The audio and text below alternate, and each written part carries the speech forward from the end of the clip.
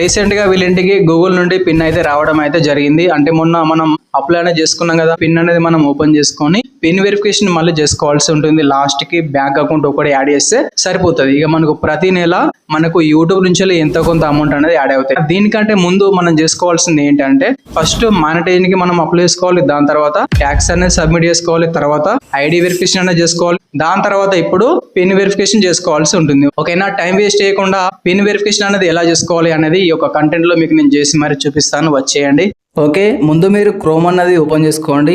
Chrome అన్నది open చేసుకొని ఇందులో ఏమని టైప్ చేస్తారంటే గూగుల్ యాడ్సెన్స్ అని టైప్ చేయండి. నెక్స్ట్ ఇలా అయితే వస్తుంది. మీరు స్టార్టింగ్లో చూసుకుంటే సైన్ ఇన్ అని కనిపిస్తుందా, ఈ సైన్ ఇన్ అనేది ప్రెస్ చేయండి. ఇందులో కొంచెం టైం పడుతుంది.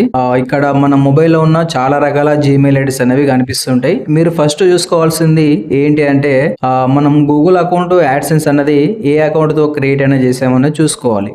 ఏ జీమెయిల్ అకౌంట్ తో మనం గూగుల్ అకౌంట్ యాడ్సెన్స్ అనేది క్రియేట్ అనేది చేసామో అదే జీమెయిల్ అకౌంట్ అన్నది క్లిక్ చేసుకోండి. యాడ్సెన్స్ ఫర్ యూట్యూబ్ అని ఇలా వస్తుంది.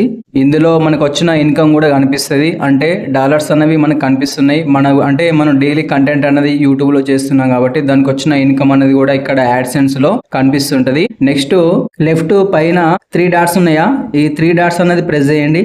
నెక్స్ట్ ఇలా అయితే వస్తుంది. పేమెంట్స్ అనేది ప్రెస్ చేయండి. పేమెంట్స్ లోకి వెళ్ళిన తర్వాత పేమెంట్స్ ఇన్ఫో అని వెరిఫికేషన్ చెక్ అని కనిపిస్తుందా, ఈ వెరిఫికేషన్ చెక్ అన్నది ప్రెస్ చేయండి. నెక్స్ట్ ఒక 20 సెకండ్స్ ఏమో టైం తీసుకుంటుంది.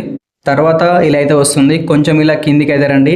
ఇందులో మనకు కనిపిస్తుందా ఐడెంటిటీ వెరిఫికేషన్ కంప్లీట్ అని కనిపిస్తుంది. అంటే మనం మొన్న రీసెంట్ గా పాన్ కార్డ్ తోని ఐడెంటిటీ వెరిఫికేషన్ చేసుకున్నాం కాబట్టి నెక్స్ట్ అడ్రస్ వెరిఫికేషన్ చేసుకోమని ఇక్కడ మనకి చూపిస్తుంది. అంటే మన ఇంటికి పిన్ అన్నది వస్తుంది అనమాట. వీళ్ళకి మొన్న రీసెంట్ గా పిన్ కూడా వచ్చింది, గూగుల్ పిన్ అన్నది. ఓకేనా, ఇప్పుడు వీళ్ళకి మనం అడ్రస్ వెరిఫికేషన్ అనేది ఎలా చేసుకోవాలన్నది మీకు నేను చూపిస్తాను. మన ఇంటికి ఒక పిన్ అనేది వచ్చింది కదా, ఆ పిన్ అన్నది ఓపెన్ చేయండి. ఫస్ట్ కట్ చేసి ఓపెన్ చేసి అందులో ఒక 6 నంబర్స్ ఉంటాయి. ఆ నంబర్స్ అనేది ఇక్కడ బ్రాకెట్ లో ఎంటర్ చేసుకోండి.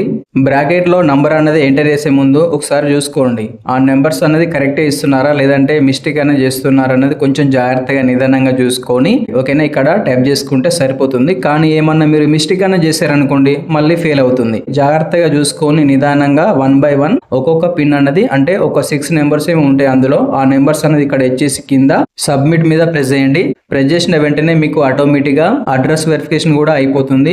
మీరు చూసుకుంటే ఇక్కడ కనిపిస్తుంది అడ్రస్ వెరిఫికేషన్ కంప్లీట్ అని కనిపిస్తుందా. ఓకేనా, ఇలా రావాలి. ఇలా వస్తేనే మనకి అయిపోయినట్టు. నెక్స్ట్ ఏంటి మరి, మానిటైజేషన్ అప్లై చేసుకున్నాం, ఐడి వెరిఫికేషన్ అయిపోయింది, అడ్రస్ వెరిఫికేషన్ కూడా అయిపోయింది, యూఎస్ ట్యాక్స్ కూడా అయిపోయింది. నెక్స్ట్ బ్యాంక్ అకౌంట్ ఒకటి యాడ్ చేస్తే సరిపోతుంది. ఇక మనకు ఎలాంటి ప్రాబ్లం లేదు. మనకు ప్రతి మంత్ యూట్యూబ్ నుంచి ఎంతో కొంత అమౌంట్ అనేది వస్తుంది. మీరు క్లోజ్ చేసి బ్యాక్ అనేది వచ్చేయండి.